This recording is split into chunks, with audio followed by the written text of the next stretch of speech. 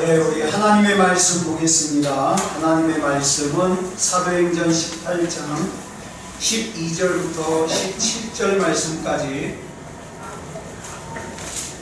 우리 교독하겠습니다. 제가 먼저 12절 말씀 공독합니다. 갈리오가 아가야 총독되었을 때에 유대인이 일찍 일어나 바울을 대적하여 법정으로 데리고 가서 말하되 이 사람이 율법을 어기면서 하나님을 경외하고 사람들을 구원하자 하거늘. 바울이 입을 열고자 할 때에 갈리오가 유대인들에게 이르되 너희 유대인들아, 만일 이것이 무슨 부정한 일이나 불량한 행동이었으면 내가 너희 말을 들어주는 것이 옳거니와 만일 문제가 언어와 명치와 너희 법에관한 것이면 너희가 스스로 처리하라. 나는 이러한 일에 재판장들을 원하지 아니하노라 하고 그들을 법정에서 쫓아내니 모든 사람이 해당한 소수들을 들어가 법정 앞에서 때리되 갈리오와 이 일을 삼가하지 아니하니라. 아멘. 잠깐 기도하겠습니다. 사랑의 하나님, 감사합니다. 하나님의 은혜 가운데 인도해 주셔서 여기까지 왔습니다. 앞으로의 길도 하나님께서 앞장서 주시고 이 시간에도 사도행전의 말씀을 나눌 때에 이 말씀 가운데 담겨져 있는 하나님의 마음, 하나님의 뜻을 밝히 알아듣게 해 주시옵소서.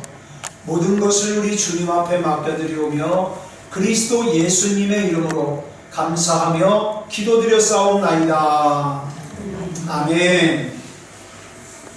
예, 이 시간에는 사도행전 18장 12절부터 17절까지 읽었습니다. 사도행전 224번째 시간입니다. 유대법에 의하면 유대인 성인 남자가 최소한 10명만 있으면 회당을 하나 세울 수 있습니다. 그러니까 유대인이 많은 곳에는 회당이 여러 개가 있을 수가 있죠. 그렇기 때문에 유대인이 많았던 고린도라는 곳에는요, 회당이 여러 개가 있었습니다. 그런데 고린도에서 사도 바울이 고린도에 가가지고 처음에 복음을 전했던 그 회당의 유대인들이 조직적으로 바울을 괴롭히고 해방해가지고 바울이 더 이상 그 회당에서 복음을 전할 수가 없게 된 거예요.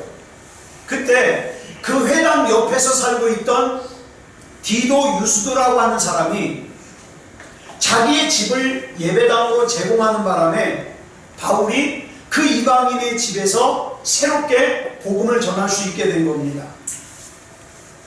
그 덕분에 본문 8절의 증언을 보면 다른 회당의 회당장이, 그러니까 다른 교회의 담임 목사님인 그리스보라고 하는 사람이 바울을 찾아와가지고 복음을 듣고 그 다음에 자기 자신의 온 혈족 가족과 함께 주님을 구주로 영접할 수 있었습니다. 또 수많은 고린도 사람들도, 여러분, 내가 유대교인이 아닌데 회당에 들어가서 복음을 듣는다? 뭔지 불편하죠. 그래서 이 고린도 사람들은 회당에 들어가는 것이 불편했는데 고린도 사람인 디도 유스도의 집에서 하니까 얼마나 편해요. 그래서 고린도 사람들이 편하게 찾아와서 복음을 듣고 복음을 받아들이고 세례를 받았습니다.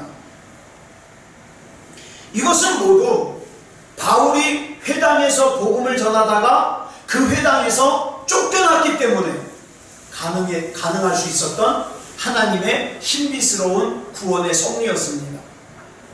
그런데 바울을 배척했던 그 유대인들의 입장에서 보자고요.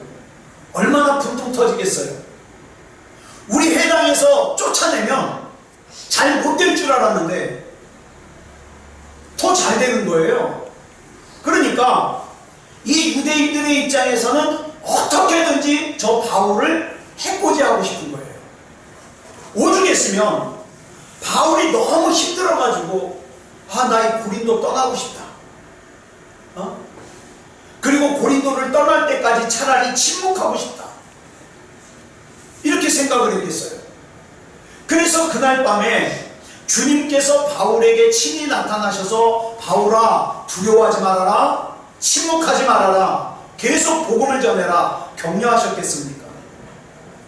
아마도 그날 밤에 주님께서 바울을 격려하시지 않았더라면 바울은 고린도를 떠났을지도 모르겠어요.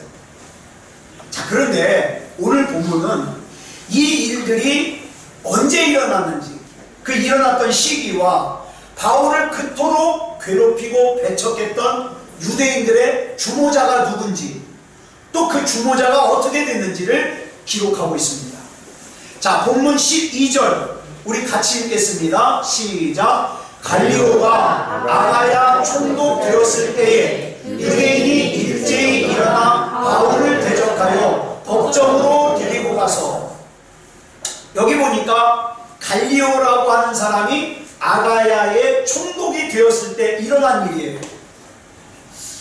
갈리오라는 사람이 지금 아가야의 총독이라고 그랬는데, 아가야라는 지역은요 그리스라는 나라의 이 남쪽 지방을 얘기를 해요. 남쪽 지방. 우리로 말하면 이런 거 있죠. 저 태백산맥을 중심으로 해서 영동, 영서 그러잖아요. 그러니까 뭐 호남, 호서 그러잖아요. 이런 지역 같은 개념이에요. 이 아가야가.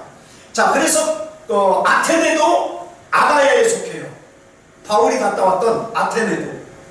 자, 그런데 델포의 신전이라는 곳에 비문이 서 있는데, 이 비문에 이런 글이 새겨져 있어요.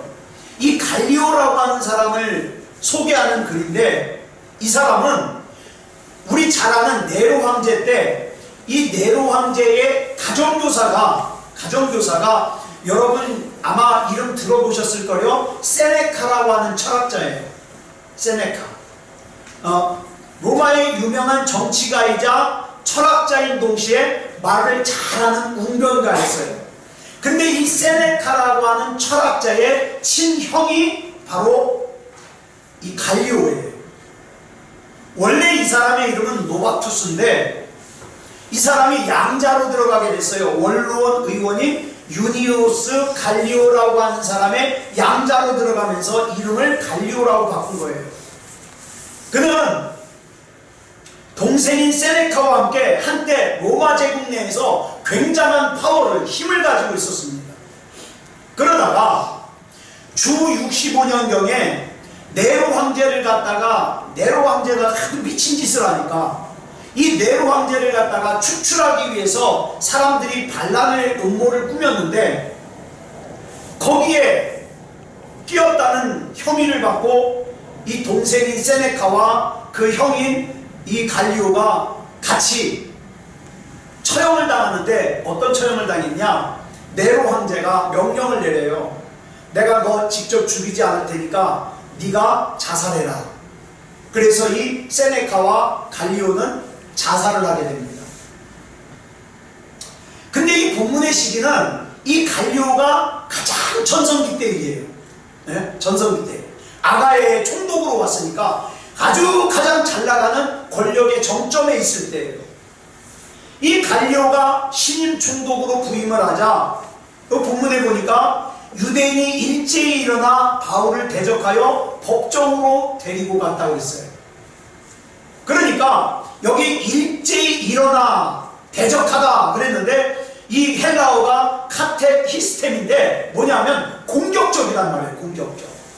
유대인들이 일치단결하여 공격적으로 바울을 잡아서 법정으로 끌고 갔다는 거예요.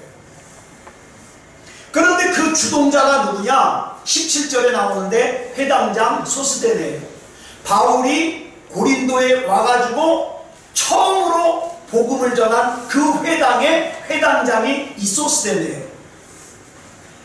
자, 그가 신임 총독 갈리오가 부임했다는 말을 듣고 자기를 추종하는 유대인들을 갖다가 동원해가지고 바울을 기습적으로 붙잡아가지고 법정으로 끌고 갔어요. 왜 그랬냐? 대개의 경우 여러분 총독이 막 부임하면 그곳 사정 알아요? 몰라요? 몰라요. 그러니까 사람들이 때로 몰려가가지고 뭐 해주셔 그러면 어떻게 해요? 아 이거 해야 되나 보다 그러고서 들어줘요. 사람이 때로 몰려왔으니까. 이걸 갖다가 소스데네가 노린 거예요. 본문 13절 보겠습니다. 시작. 말하되 이 사람이 율법을 어기면서 하나님을 경외하라고 사람들을 권한다 하거늘. 이 회당장 소스데네와 그의 추종자들의 고발의 내용이 뭐냐면 바울이 율법을 어겨가면서 하나님을 경외하라고 시킨다, 선동한다, 이거예요. 그런데 여기 보니까 마라데로 번역된 헬라어 동사가 레고예요. 근데 이게 어떤 거냐면 문법적으로 현재 분사형으로 되는데 무슨 뜻이냐면 한 번 말하고 마는 게 아니라 그런 거 있죠. 해달라 해달라 해달라 뭐 이거 반복하는 거 있죠. 지금 그렇게 얘기하고 있는 거예요. 다시 말해서 유대인들이 동일한 내용으로 바울을 고발하는 내용을 갖다가 외친 거예요. 무슨 대모할 때처럼. 예? 바울을 바울을 투옥시켜라 뭐 이렇게 막 외친 거예요. 그런데 우리 본문 13절에는 율법을 어기면서 그랬는데 여기 율법이라고 번역된 헬라어가 노모스인데 물론 율법으로도 해석이 되지만 또 뭘로도 해석이 되냐? 로마법이라고 해석을 해도 돼요. 그래가지고 새번역 성경을 보니까 본문 13절을 이렇게 번역을 했어요. 시작. 이 사람은 법을 어기면서 하나님을 공경하라고 사람들을 선동하고 있습니다 하고 말하였다. 여기서 회당장 소스데네가 유대인들을 동원해가지고 바울을 끌고 법정으로 가서 고발을 하는데 여러분 한번 생각해 보세요. 이 바울이 유대인의 율법을 어겼다고 고발을 하겠습니까? 여러분이 소스데네라면 바울이 유대인의 율법을 어겼다고 고발하겠습니까? 아니면 로마의 국법을 어겼다고 고발하겠습니까? 뭘 어겼다고 고발하겠어요? 로마의 법을 어겼다고 고발하겠죠. 왜? 유대인의 율법을 어긴 것은 그다지 큰 죄가 안 되거든요. 왜냐하면 당시 로마 제국 안에서는요, 로마 제국이 허용한 종교만 포교 활동을 할 수 있어요. 그러므로 소스데네는 바울이 허락받지도 않고 이 로마법을 어겨가면서 불법적으로 예수라는 사람을 하나님이라고 사이비 종교를 포교하고 있다. 그래서 선량한 사람들을 선동하면서 사회를 문란하고 있다. 이렇게 바울을 갖다가 고발한 거예요. 다시 말해서 하나님을 향한 신앙을 뭘로 바꿔버린 거예요? 로마법과 관련된 사회 정치 문제로 바꿔버린 거예요. 원래 정치라는 것은요, 사람을 살리기 위해서 하는 거예요. 그런데 현실적으로 보면 대부분이 뭡니까? 정치가 개입되면 사소한 문제가 뭐가 돼버려요? 사람을 죽이고 살리는 문제가 돼버려요.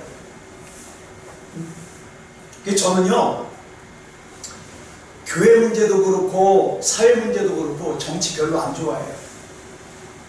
정치가 사람을 살리는 예는 거의 보지 못했거든요. 교단 정치도 그래요. 우리 총회에 정치하는 분들 이렇게 보면 잘못하는 게 눈에 뻔히 보여요. 그런데 자기네들이 가진 그 기득권을 갖다가 지키기 위해서 자기와 반대하는 사람이 있으면 어떻게 합니까? 불의한 짓을 해서라도 어떻게 합니까? 자꾸 막아요. 자기네만 힘을 가지려고. 그러다가 그건 좀 너무하지 않았냐고, 목사가 그래서 되겠냐고, 그러면 뭐라고 변명을 하느냐? 이건 정치이기 때문에 할 수 없어.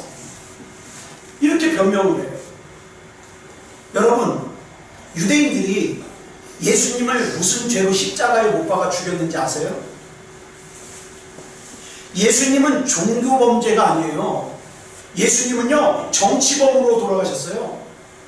정치범으로 십자가를 지신 거라고요.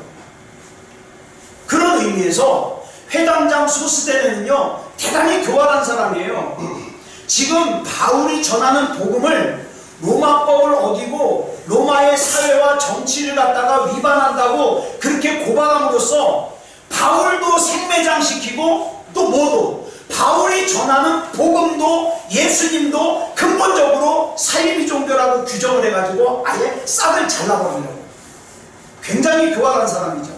근데 문제는 지금 이 소스데네 앞에 있는 이 갈리오라고 한 사람이요, 로마 제국의 중앙 정치 무대 출신이자 세네카의 친형인 형으로서 아주 정치 구단이에요. 정치 구단. 이런 사람이 그 소스데네에게 좌지우지 되겠습니까? 14절 보겠습니다. 시작. 바울이 입을 열고자 할 때에 갈리오가 유대인들에게 이르되 너희 유대인들아, 만일 이것이 무슨 부정한 일이나 불량한 행동이었으면 내가 너희 말을 들어주는 것이 옳거니와. 자, 소스데네를 비롯한 유대인들의 고발에 바울이 자기를 변호하려고 말을 하려고 하니까, 여기 보니까 바울이 입을 열고자 할 때에 바울이 자기 변호를 말하려고 하니까 갈리오가 입을 막아요. 갈리오가 바울의 자기 변호를 들을 필요도 없다는 듯이 바울을 제지하면서 유대인들에게 이렇게 얘기합니다.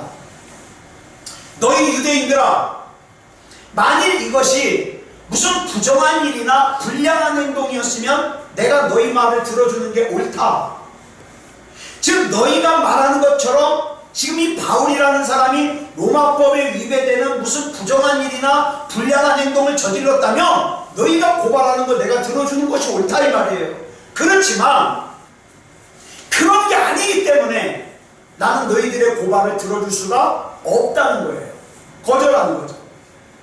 그리고 15절에서 이렇게 얘기합니다. 시작. 만일 문제가 언어와 명칭과 너희 법에 관한 것이면 너희가 스스로 처리하라. 나는 이러한 일에 재판장 되기를 원하지 아니하노라 하고. 갈리오 총독은 바울을 고발하는 유대인들의 고발을 들으면서 그 고발을 뭐라고 정리했느냐, 언어의 문제, 명칭의 문제, 유대인의 율법에 관한 문제라고 정리를 했어요. 여기서 언어라고 번역된 헬라어가 우리가 흔히 하나님의 말씀이라고 해석을 하는 로고스예요. 이를테면 갈리오 총독은 지금 이 바울이 예수라는 사람이 구약 성경에서 예언한 구원자요 그리스도시라고 전하는 이 전도 행위는 로마법과 관련된 사회 정치 문제와 아무 상관이 없다는 거예요. 아무 상관이 없다.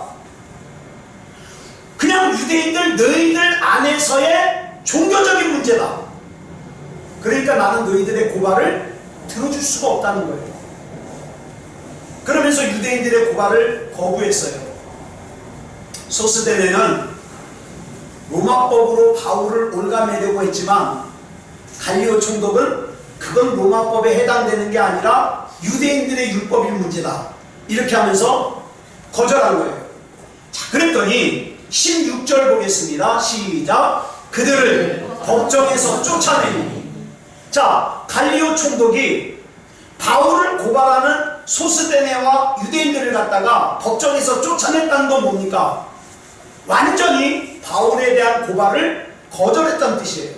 그럼에도 불구하고 회당장 소스데네를 비롯한 유대인들이 계속 외치는 거죠. 바울을 잡아가두라고. 그랬더니 이 갈리오 총독이 그 경비병들을 시켜가지고 소스데네와 유대인들을 법정에서 강제로 끌어내요. 밖으로. 근데 그 다음 장면이 너무 웃겨요. 전혀 상상치 못했던 상황이 벌어져요. 17절 보겠습니다. 시작. 모든 사람이 회당장 소스데네를 잡아 법정 앞에서 때리되 갈리오가 이 일을 상관하지 아니하니라. 여기 나오는 모든 사람은 법정에서 갈리오가 재판하는 것을 지켜봤던 고린도 사람들이에요. 당시 법정은 누구나 다 가서 구경할 수가 있었어요. 그런데 회당장 소스데네를 비롯해가지고 유대인들이 바울을 끌고서 재판장으로 가니까 사람들이 우 몰려가니까 고린도 사람들이 뭔 일 났나 그러고 어떻게 해요? 쫓아간 거예요. 그래가지고 갈리오 총독이 재판하는 것을 같이 지켜봤어요. 그런데 자기네들의 눈앞에서 앞만 봐도 저 붙잡혀온 바울이라는 저 연약해 보이는 사람이 죄인 같지가 않아요. 근데 그 연약한 몰골에 바울을 갖다가 끌고 와서는 강제로 끌고 와서는 악랄하게 고발하는 유대인들을 보면서 마음이 안 좋았죠. 게다가 그들의 고발의 내용도 보니까 고발할 거리도 아니에요. 그리고 그 고발에 대하여 갈리오 총독이 거절을 했거든요. 그런데도 그 갈리오 총독의 판결을 갖다가 수능하지 않고 어떻게 해요? 자꾸 잡아가더라고 막 외치는 거예요. 그 자리에 있던 고린도 사람들은 그 무례한 유대인들 때문에 화가 났어요. 여러분 앞에서도 말씀드렸지만 2년 전쯤에 무슨 일이 있었어요? 로마에서 유대인들이 그렇게 난동을 일으키다가 어떻게 됐어요? 로마에서 추방했잖아요. 그 일들을 기억하고 있기 때문에 이 고린도 사람들도 유대인들이 막 소동을 일으키면 눈살을 찌푸리는 거예요. 자, 그래가지고 갈리오 총독이 그 법정에서 소스데네와 유대인들을 갖다가 쫓아내기 무섭게 거기 모여있던 고린도 사람들이 소스데네를 패기 시작했어요. 때리기 시작한 거예요. 소스데네를. 여기서 우리말 때리다로 번역된 헬라어 동사가 팁토인데 이거는 그냥 툭툭 치거나 안 아프게 때리는 게 아니라 진짜 몽둥이로 막 주먹으로 발로 때리는 거예요. 막 몰매를 때리는 거죠. 자, 그런데 우리가 자 보세요. 이 일 때문에 이 폭동 때문에 이미 고린도 사람들은 유대인들이 모여가지고 뭐 하면은 아주 예민해져 있어요. 근데 바울의 복음 전도를 로마법을 위반한 정치 문제로 몰아가지고 바울을 완전히 매장시키려고 했던 소스데네의 계략은 자기가 오히려 고린도 사람들에게 몰매를 맞는 것으로 끝나버리고 말았어요. 더 기가 막힌 게 뭐냐? 고린도 사람들에게 소스데네가 몰매를 맞는 걸 유대인들이 보면서 아무도 나서서 구해주려고 하지 않았어요. 게다가 갈리오 총독 눈앞에서 그런 일이 벌어지고 있는데 갈리오 총독도 그 고린도 사람들을 저지시키려고 하지 않았어요. 이것은 바울을 악랄하게 괴롭혔던 소스데네에 대한 하나님의 심판입니다. 제가 지난 금요일 날 우리 택함을 입은 사람을 말씀을 드리면서 이런 말씀을 드렸습니다. 하나님께서 택함을 입은 사람들에게 주시는 은혜 가운데 뭐가 있느냐? 택함을 입은 사람이 원치 않게 원한을 입을 수가 있어요. 근데 그 원한을 우리가 안 갚아도 돼요. 왜? 하나님이 친히 이렇게 말씀하셨어요. 원수 갚는 것은 내게 있다. 하나님이 갚으세요. 그렇기 때문에 택함을 입은 사람은 뭐만 하면 돼요? 하나님 앞에 맡기고 그냥 하나님이 맡겨주시면 하면 돼요. 저와 여러분 세상을 살다가 정말 악한 뜻이 없는데 욕먹을 때 있어요. 원한 살 때 있어요. 그럴 때 저와 여러분이 시시비비를 가질 것이 아니라 하나님께 맡기세요. 오히려 바울을 끌어다가 법정 구속시키고 파멸시키려고 했던 소스데네는 고린도 사람들에게 몰매를 맞았고 바울을 파멸시키려고 같이 온 유대인들조차도 자기의 회당장인 소스데네가 매맞는 것을 구경만 했어요. 구해주려고 하지 않았어요. 자, 근데 만약 이 일 후에 소스데네가 자기의 잘못을 깨닫고 회개했다면 다행이지만 이런 일을 겪었음에도 불구하고 회개하지 않았다면 이 세상을 떠난 후에 그보다 더 무서운 하나님의 영원한 형벌도 면할 수가 없다는 사실이죠. 사랑하는 여러분, 저와 여러분은 예수 그리스도의 보혈로 구원받은 사람들입니다. 일단 예복 가운데 뭐는 준비된 거예요? 칭의는 준비된 거예요. 저와 여러분은 예수 그리스도로 말미암아 의롭다 칭함을 받았습니다. 그 다음에 이제 뭐가 필요해요? 의롭다 칭함을 받은 사람으로서의 마땅한 옳은 행실이 있어야 됩니다. 옳은 행실.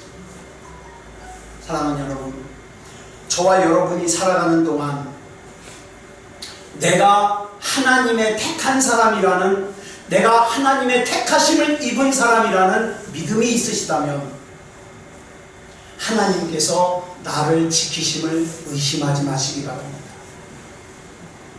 하나님은 반드시 하나님의 방법으로 하나님의 일을 이루실 거예요. 그러니까 우리는 그냥 믿음이면 됩니다. 아무쪼록 이 한 주간도 하나님 안에서 믿음으로 승리하는 그런 저와 여러분이 되시기를 그리스도 예수님의 이름으로 축복합니다. 기도하겠습니다. 사랑의 아버지 하나님, 감사합니다. 하나님의 자녀 삼아주시고 이렇게 또 예배 드릴 수 있음을 감사합니다. 우리가 살면서 생기는 많은 사연들, 얽히고 설키는 일들 하나님이 다 책임져 주시옵소서. 그저 나는 하나님 앞에 믿음다운 믿음으로 내가 예수 그리스도의 보혈로 말미암아 의롭다 칭함을 받았으니 이제 구원받은 하나님의 자녀로서 의롭다 칭함을 받은 사람으로서 마땅한 행동을 하며 살게 해 주시옵소서. 사랑의 아버지 하나님, 나 때문에 내 주변 사람들이 내가 믿는 하나님 살아계시다는 거 알게 해주시고 또 믿게 해 주시옵소서. 우리가 예수 믿는다는 것은, 우리가 신앙생활한다는 것은 대수롭지 않은 일이 아니라 얼마나 중요한 일인지 모릅니다. 사랑의 아버지 하나님, 나는 그저 믿음다운 믿음으로 서 있게 하시고 앞과 뒤와 옆과 위아래로 하나님께서 보호하시고 책임져 주시옵소서. 모든 것을 우리 주님 앞에 맡겨드리오며 그리스도 예수님의 이름으로 간절히 기도드렸사옵나이다. 아멘.